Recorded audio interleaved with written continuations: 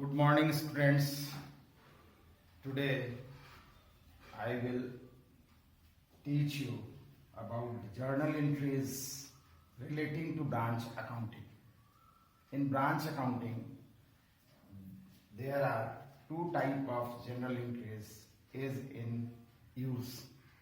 First condition of journal entry is to record branch transactions, and second condition of journal entries is to incorporate branch trial balance. आज का topic है हमारा journal entries से related, अर्थात journal entries branch के लेन देनों के लिए ब्रांच के अकाउंटिंग में. जैसा कि हम जानते हैं, प्रचलित रूप से दो तरह की जर्नल एंट्रीज ब्रांच अकाउंटिंग में है. पहला है जिसे हम journal entries relating to branch transactions के नाम से जानते हैं, और दूसरा है जिसे हम journal entries relating to incorporation of branch trial balance. तो ब्रांच के तलपट को समामेलित करने के लिए जर्नल एंट्रीज. इस तरीके से हमें माइन्यूटली देखना होगा कि क्वेश्चन में क्या पूछता है, क्या इंफॉर्मेशन है. According to the question answer will be presented. तो हम फर्स्ट कंडीशन में आते हैं, फर्स्ट क्वेश्चन में आते हैं. When journal entries relating to branch transactions. Question में पूछा जा सकता है पास नेसेसरी जर्नल एंट्रीज और pass journal entries to record branch transactions. Branch के लेन देनों को लिखने के लिए जर्नल प्रविष्टि बनाइए. जब इस तरीके से क्वेश्चंस आते हैं तो उस कंडीशन में हम इस तरह से जर्नल एंट्रीज प्रेजेंट करेंगे. इन सब कंडीशंस के लिए जर्नल एंट्रीज प्रेजेंट करेंगे. इन कंडीशंस को जरा गौर करके देखें तो फर्स्ट थ्री कंडीशंस जो है हमारा ब्रांच अकाउंट के डेबिट से रिलेटेड आइटम है, रिलेटेड विथ डेबिट.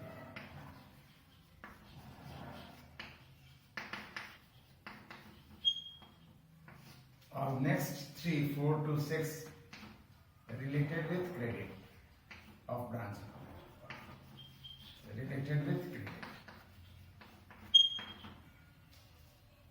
इसका क्लियर कट मतलब है जो भी item branch account ledger account के डेबिट में लिखा है, it means that account means branch account is debited and related item account will be credited. In this case ये credit item of branch account है, इसलिए इन सभी कंडीशन में branch credit होगा और इनसे रिलेटेड अकाउंट डेबिट में लिखे जाएंगे. जैसे फॉर एग्जांपल उदाहरण के रूप में देखिए, सबसे पहले for opening balances. Opening balances क्या क्या चीजों का रहता है तो आप जानते हैं. स्टॉक का रहता है, डेटर्स का रहता है, अदर एसेट्स कंपल्सरी नहीं है, हो भी सकता है और नहीं भी हो सकता है. इन सभी को रिकॉर्ड करने के लिए हम फर्स्ट जर्नल एंट्री बनाएंगे. और जैसा कि देख रहे हैं ये डेबिट से रिलेटेड ब्रांच अकाउंट के डेबिट से रिलेटेड आइटम है, इसलिए branch account debit to stock account to debtors account to other assets. Stock में स्टॉक का वैल्यू जाएगा, और जैसा कि जानते हैं opening balances. Opening balances means opening value. तो opening value of stock, opening value of debtors, opening value of other assets if any, इन तीनों के अमाउंट को कंबाइन करके डेबिट में ब्रांच अकाउंट के सामने में लिखना है. Second condition of journal entries is journal entry is for goods supplied. In case goods supplied by head office to branch. इस कंडीशन में क्या अकाउंटिंग होगी, क्योंकि ये भी डेबिट आइटम है, इसलिए branch account debit to goods supplied account. Amount कौन सा आएगा तो गुड्स सप्लाइड वैल्यू. नेक्स्ट है फॉर एक्सपेंस. एक्सपेंस में भी कौन सा एक्सपेंसेस, तो एक्सपेंसेस आप जानते हैं हेड ऑफिस भी कर सकता है, ब्रांच भी कर सकता है. Bye head office and by branch. किसी के भी एक्सपेंस को लिखने के लिए या सभी एक्सपेंस को लिखने के लिए कंबाइंड जर्नल एंट्री बनेगी.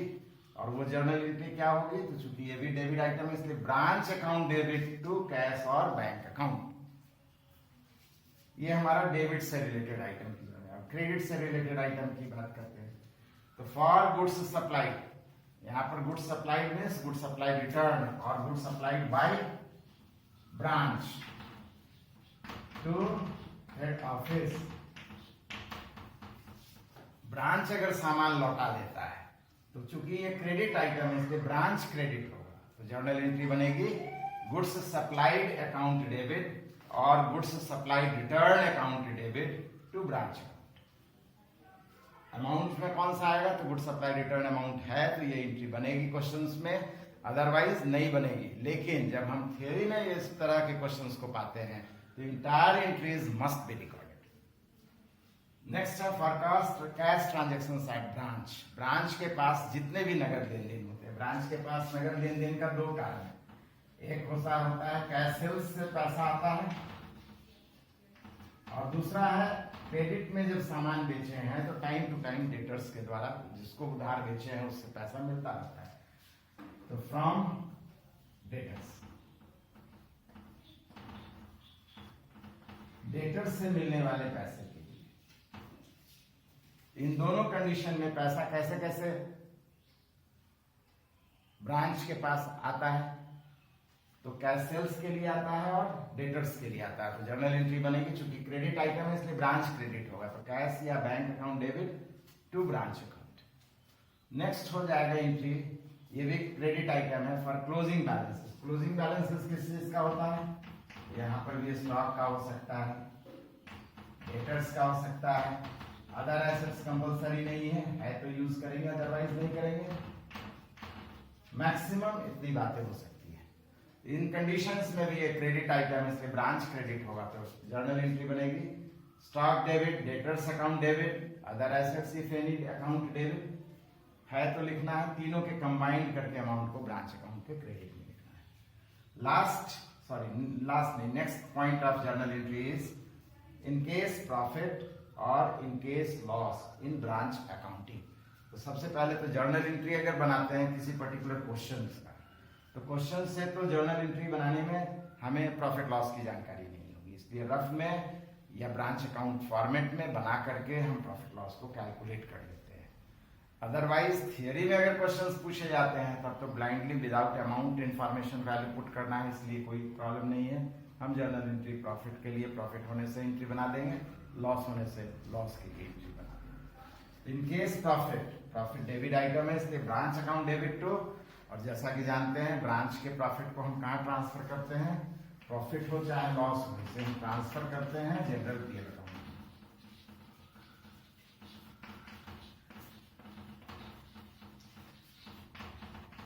जनरल पीएल अकाउंट के बारे में पहले ही बतला चुके हैं, एक नहीं बहुत सारे ब्रांचेज हैं, सभी के प्रॉफिट को हम कंबाइन करते हैं, उस प्लेस को हम जनरल पीएल अकाउंट के नाम से प्रिपेयर करते हैं और वहां टोटल प्रॉफिट हमें हेड ऑफिस की जानकारी हो जाती है। हर एक ब्रांच के प्रॉफिट लॉस को कंबाइन करेंगे तो टोटल प्रॉफिट हेड ऑफिस का पता चल जाता है।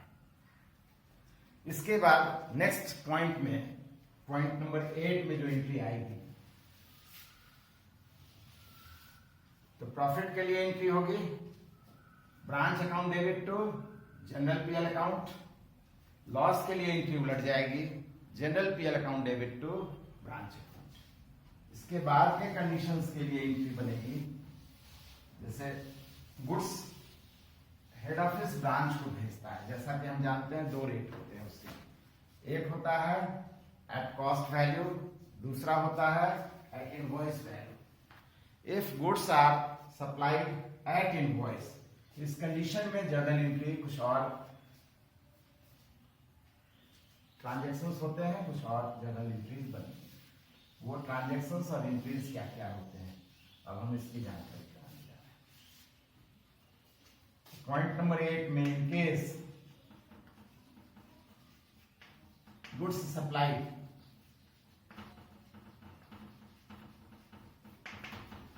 Bye head office at invoice price, दाम को बढ़ा करके इनवॉइस वैल्यू से अगर सामान भेजा जाता है तो इस कंडीशन में क्या जर्नल एंट्री बनेगी। तो जैसा जानते हैं आप पहले से भी, गुड्स से रिलेटेड आइटम इनवॉइस में होगा, जैसे opening stock, goods supplied,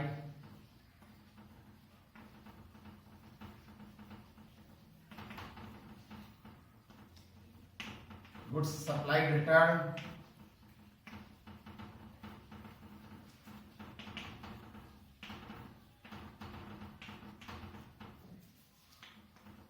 closing stock.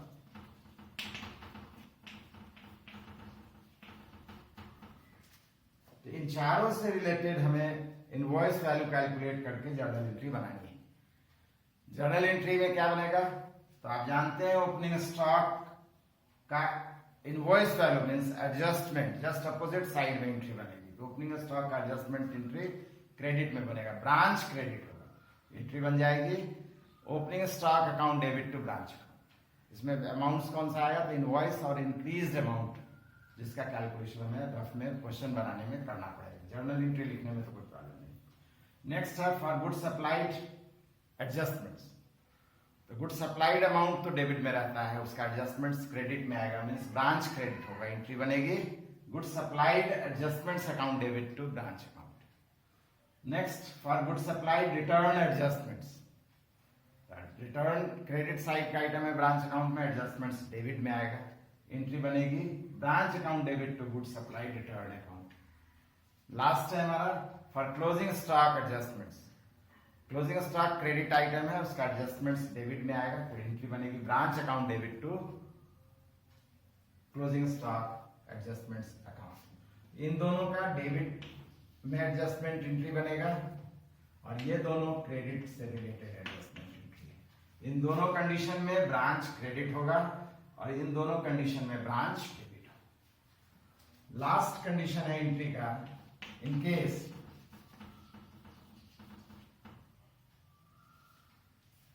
Personal transactions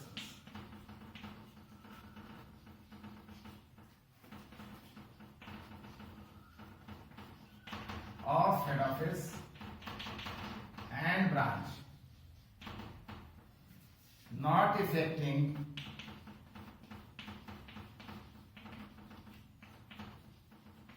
their profit loss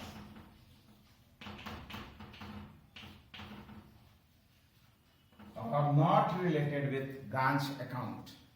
ऐसे भी कुछ व्यक्तिगत लेन देन होते हैं हेड ऑफिस और ब्रांच के बीच में, जिसका कि लाभ हानि से कोई मतलब नहीं रहता है और ब्रांच अकाउंट में इसका कोई इफेक्ट नहीं पड़ता है। ऐसे ट्रांजैक्शंस में पहला है if cash sent to branch to meet their expenses, meet the expense. Head office branch को, ब्रांच चूंकि एम्प्लॉय है, सामान भी देता है बेचने के लिए और व्यवस्था करने के लिए, अरेंजमेंट के लिए पैसा भी देता है कि आप खर्च कीजिएगा। अगर ऐसा किया जाता है तो उस कंडीशन में पैसा किस फॉर्म में दिया जाएगा, आइदर इन कैश और बाय चेक ड्राफ्ट और bye bill. In all cases journal entry जो होगा वो अगर हम कैश देते हैं, किसे दे रहे हैं, who is the receiver, debit the receiver, branch personal account debit, branch को दे रहे हैं for branch personal account debit to cash in case cash sent, और to bank in case cheque और ड्राफ्ट पेमेंट बाय चेक और draft, और to BP in case bills accepted to pay to send the money. Just opposite, if cash remitted by branch to head office, यहाँ पर कौन सा पैसा देगा, balance amount. Branch एक निश्चित पीरियड के बाद या अकाउंटिंग डेट में जितना भी बचा हुआ पैसा है वो हेड ऑफिस को वापस कर देता है। वापस करने का भी 3 फॉर्म है, रूप है, आइदर इन कैश और बाय चेक ड्राफ्ट और बाय बिल। तो अगर हमें पैसे की प्राप्ति होती है नगद में, कैश में, या चेक ड्राफ्ट में आता है या बिल में आता है, तो क्या एंट्री बनेगी। तो इस कंडीशन में पैसा आ रहा है, हु इज द गिवर, कौन है देने वाला, तो ब्रांच है। इसलिए एंट्री बनेगी और आ रहा है रियल अकाउंट के अकॉर्डिंग, रूल के अकॉर्डिंग देखेंगे तो आने पर डेबिट करते हैं। तो cash account debit if cash received, bank account debit if cheque और draft received, bills receivable bill BR account debit in case bills received to branch personal account. ये हमारा फर्स्ट कंडीशन के जर्नल एंट्रीज की completion होता है, पूरी बात पूरी हो जाती है। Now the next type of journal entry is relating to incorporation of branch trial balance. अब हमारा जो दूसरा क्वेश्चन जर्नल एंट्रीज में पूछा जा सकता है, ब्रांच के लेन देनों के लिए जर्नल एंट्रीज में क्वेश्चन जो पूछा जा सकता है वह है ब्रांच के तलपट को समामेलित करने के लिए जर्नल पटिस्ट्री। तो हमें माइन्यूटली देखना है कि क्वेश्चन ब्रांच ट्रांजैक्शन से रिलेटेड जर्नल एंट्री बोला है या ब्रांच के ट्रायल बैलेंस को इनकॉर्पोरेट करने से संबंधित, समामेलित करने से संबंधित। अगर ब्रांच के ट्रायल बैलेंस को समामेलित करने से संबंधित जर्नल एंट्रीज बोला गया है तो इस तरीके से हम इसका आंसर प्रेजेंट करेंगे, जर्नल एंट्रीज बनाएंगे। इसमें फर्स्ट कंडीशन है for the incorporation of opening stock, purchases and direct expenses. सबसे पहले ट्रायल बैलेंस की बात करें तो ट्रायल बैलेंस में जनरली जो टर्म यूज करता है गुड सप्लाइड के लिए वो परचेजेस। अगर गुड सप्लाइड भी है तब भी कोई प्रॉब्लम नहीं, नंबर 1। नंबर 2 पॉइंट, यहाँ पर ट्रायल बैलेंस को इनकॉर्पोरेट कर रहे हैं, समामेलित कर रहे हैं, लिख रहे हैं। तो ट्रायल बैलेंस आइटम को हम जैसा कि जानते हैं ट्रेडिंग एनपीएल अकाउंट में ट्रांसफर करते हैं, तो उसी पॉइंट को कंसीडर करते हुए यहाँ पर जर्नल एंट्री बन रही है। तो सबसे पहला जो आइटम हम प्रेजेंट कर रहे हैं, opening stock, purchases and direct expenses all are debit item of branch trading account। इसीलिए इस कंडीशन में जब एंट्री बनाएंगे तो एंट्री बनेगी branch trading account debit to branch account. Branch trading account debit, trading का डेबिट आइटम है, to branch account. Amount कौन सा आएगा? ओपनिंग स्टॉक का, परचेजेस का, डायरेक्ट एक्सपेंसेस का। Direct expenses means wages, carriage, freight, ऐसे सभी एक्सपेंसेस को कंबाइन करके, ऐसे सभी अमाउंट्स को कंबाइन करके हम ब्रांच अकाउंट के फर्स्ट एंट्री में, इनकॉर्पोरेशन की फर्स्ट एंट्री में डेबिट और क्रेडिट दोनों साइड में लिखेंगे। सेकेंड एंट्री का कंडीशन है for the incorporation of sales and closing stock. जो सामान बेचा गया है ब्रांच के द्वारा या ब्रांच के पास बचा हुआ सामान है, जैसा कि जानते हैं ये दोनों ट्रेडिंग अकाउंट का क्रेडिट आइटम है। तो इन दोनों को समामेलित करने के लिए जब हम जर्नल एंट्री बनाएंगे तो ब्रांच ट्रेडिंग क्रेडिट होगा, क्रेडिट आइटम है।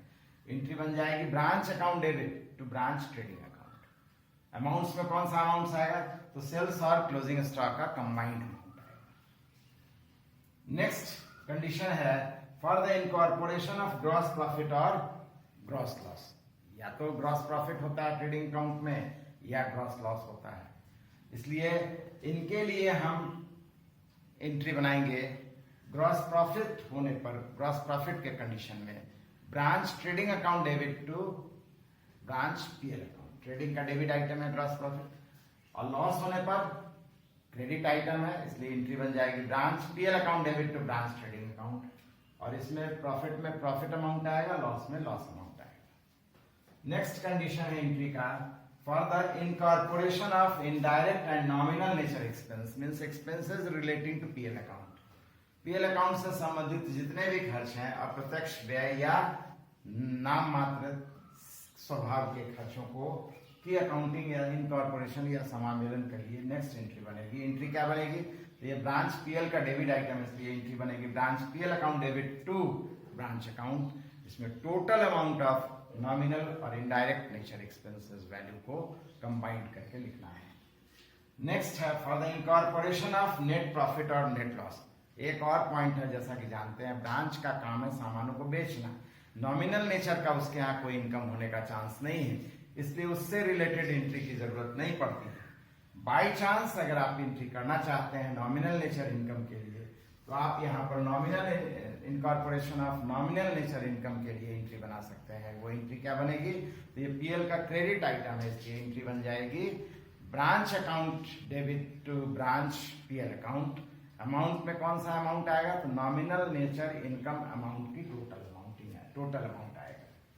Next, for the incorporation of net profit और नेट लॉस।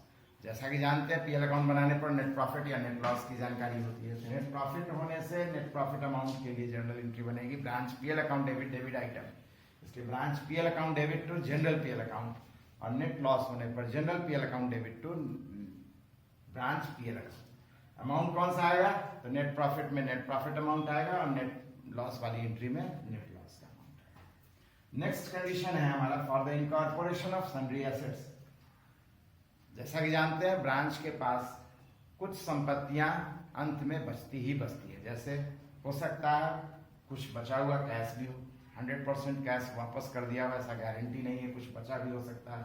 स्टॉक तो बचा हुआ रहेगा ही, और अगर एसेट्स क्रिएट किया गया है तो एसेट्स भी हो सकता है ब्रांच के पास में, बिल्डिंग, मशीन, फर्नीचर, कुछ भी हो सकता है। इस तरीके से सभी को इनकॉर्पोरेट करने के लिए, समामेलित करने के लिए जो जर्नल एंट्री बनती है वो है सन्ड्री एसेट्स। इंडिविजुअली हर एक एसेट्स को हम डेबिट में लिखेंगे। एसेट्स डेबिट होता है इसलिए एसेट्स अकाउंट डेबिट, और sundry assets account debit individually हर एक के वैल्यू को, नाम को बिल्कुल अलग अलग लिखेंगे, बार बार लिखेंगे। Building account debit, stock account debit, debtors account debit, furniture account debit, इसी तरीके से टू ब्रांच अकाउंट, इन सभी के कंबाइंड अमाउंट को ब्रांच अकाउंट के सामने में क्रेडिट में लिखेंगे। और लास्ट कंडीशन है for the incorporation of sundry liabilities. विविध दायित्व, अनेक तरह के दायित्व यानी creditors, outstanding expenses, bills payable, इस तरह का लायबिलिटीज ब्रांच के पास हो सकता है एट लास्ट और ऑन क्लोजिंग डेट ऑफ और accounting date of branch accounting. तो अगर इस तरीके का है लायबिलिटीज वैल्यू, ट्रायल बैलेंस में आपके क्वेश्चन में दिया गया है, तो इसको इनकॉर्पोरेट या समामेलित करने के लिए हम एंट्री बनाएंगे। लायबिलिटीज क्रेडिट होता है इसलिए एंट्री बन जाएगी branch account debit to sundry liabilities. Sundry liabilities में भी हर एक लायबिलिटीज के वैल्यू को बिल्कुल अलग अलग नाम से, अलग अलग वैल्यू से प्रेजेंट करेंगे, जैसे क्रेडिटर्स, बिल्स पेबल एक्सेट्रा। और सभी के अमाउंट को कंबाइंड करके हम ब्रांच अकाउंट डेबिट के सामने में अमाउंट में लिखेंगे। इस तरीके से जरा ध्यान से माइन्यूटली हमें देखना है कि क्वेश्चन में जर्नल एंट्री बनाने के लिए बोला गया है। थ्योरी में क्वेश्चंस थ्योरी के रूप में या क्वेश्चन दे करके जर्नल एंट्री बनाने के लिए बोला गया है, तो क्लियरली क्या बोला गया है? Just pass necessary journal entries to record branch transactions. Then condition number 1 जो बतलाए थे इसके पहले के लेक्चर में जिसकी जानकारी दिए थे, वो एंट्री बनानी है। और अगर क्वेश्चन में साफ साफ बोलता है to incorporate branch trial balance, pass necessary journal entries, तो ये 7 कंडीशंस की एंट्रीज हमें प्रेजेंट करना है। Thank you.